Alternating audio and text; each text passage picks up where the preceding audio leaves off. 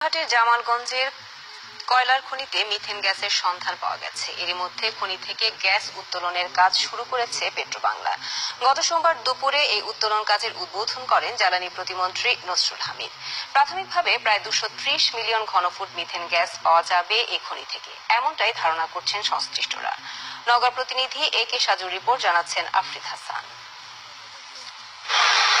জয়পুরহাটের জামালগঞ্জে রয়েছে দেশের সবচেয়ে বড় কয়লা খনি।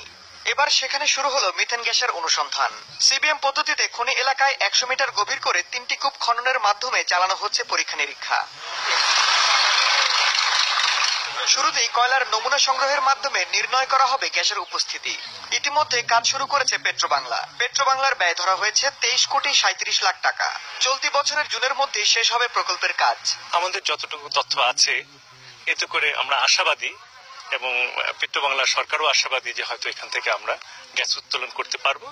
সবটাই নির্ভর করবে আমাদের এই পরীক্ষা করার পরে। খনির কয়লা স্তরের মধ্যে থাকা মিথেন গ্যাস প্রক্রিয়াজাতকরণের মাধ্যমে জ্বালানিতে রূপান্তর করবে পেট্রোবাংলা। খনি থেকে প্রায় 230 মিলিয়ন ঘনফুট মিথেন গ্যাস উত্তোলন করা যাবে বলে ধারণা করছেন প্রকল্পের সাথে জড়িতরা। কয়লার যে গুণগত মান যেটা সেটা থেকে আমার যা মনে হয় এই যে 11 স্কয়ার কিলোমিটারে অ্যাবাউট 230 BCF এর মতো গ্যাস ইন প্লেস থাকতে পারে। প্রকল্প পরিচালক জানান, সম্ভাব্যতা যাচাইয়ের পর গ্যাসের আশানুরূপ সন্ধান পাওয়া গেলে এখানেই গড়ে তোলা হবে একটি পূর্ণাঙ্গ বিদ্যুৎ কেন্দ্র। এছাড়া উত্তরাঞ্চলের জ্বালানির চাহিদা মেটাবে এই খনি। জ্বালানিটা তো এখন আমরা অনেক ক্রাইসিসে আছি, বিশেষ করে গ্যাস আর কি, এবং আমাদের যে এক্সপেকটেশন যে ভবিষ্যতে যে আমাদের জ্বালানির চাহিদা সেটা কিছু অংশ হলেও আমরা এটা দিয়ে মিট করতে পারবো যদি আমরা কমার্শিয়ালি গ্যাস এখানে পাই। 1962 সালে জামালগঞ্জে কয়লা খনির সন্ধান পাওয়া যায়।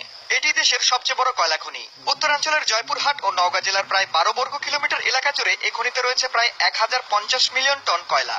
খনির কাজ শুরু হওয়ায় খুশি এলাকাবাসী। আফরিদ হাসান, নিউজ 9, ঢাকা।